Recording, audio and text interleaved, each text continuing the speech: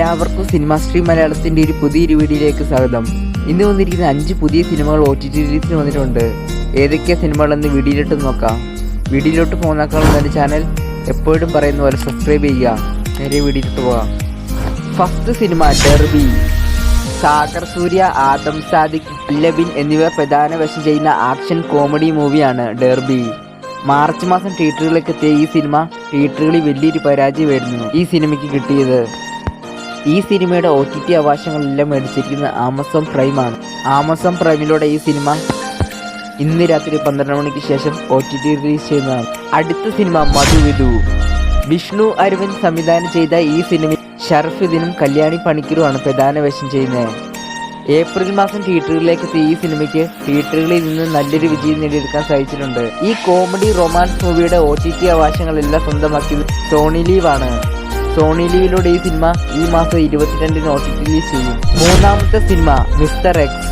കഴിഞ്ഞ മാസം തമിഴിൽ നിന്ന് ആര്യയെ നായകനാക്കി തിയേറ്ററുകളിലേക്ക് എത്തിയ സിനിമയാണ് മിസ്റ്റർ എക്സ്. ഈ ആക്ഷൻ ത്രില്ലർ സിനിമയ്ക്ക് തിയേറ്ററുകളിൽ നിന്ന് വലിയൊരു പരാജയമായിരുന്നു കിട്ടിയത്. ഈ സിനിമയുടെ OTT അവകാശങ്ങളെല്ലാം മേടിച്ചിരിക്കുന്നത് ജിയോ ഹോട്ട്സ്റ്റാർ ആണ്. ജിയോ ഹോട്ട്സ്റ്റാറിലൂടെ ഈ സിനിമ ഇപ്പോൾ സ്ട്രീമിംഗ് ആരംഭിച്ചിരിക്കുകയാണ്. നാലാമത്തെ സിനിമ ഹൃദയകാരിയായ പ്രണയകഥ. രതീഷ് ബാലകൃഷ്ണൻ പൊതുവാൾ സംവിധാനം ചെയ്ത ഈ സിനിമയിൽ പ്രധാന വേഷം ചെയ്യുന്നത് രാജേഷ് മാധവനും ചിത്ര നായരുമാണ്. എന്നാൽ താൻ കേസുകൊട് എന്ന സിനിമയിലെ സ്പിൻ-ഓഫാണ് ഈ സിനിമ.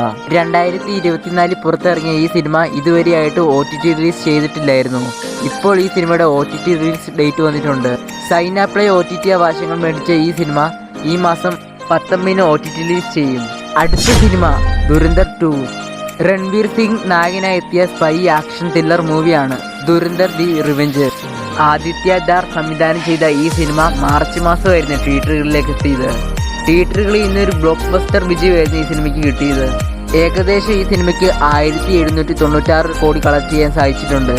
ഈ സിനിമയുടെ OTT അവകാശങ്ങളെല്ലാം മേടിച്ചിരിക്കുന്നത് നെറ്റ്ഫ്ലിക്സ് ആണ്. നെറ്റ്ഫ്ലിക്സ് വഴി ഈ സിനിമ ഇപ്പോൾ സ്ട്രീമിംഗ് ആരംഭിച്ചിട്ടുണ്ട്.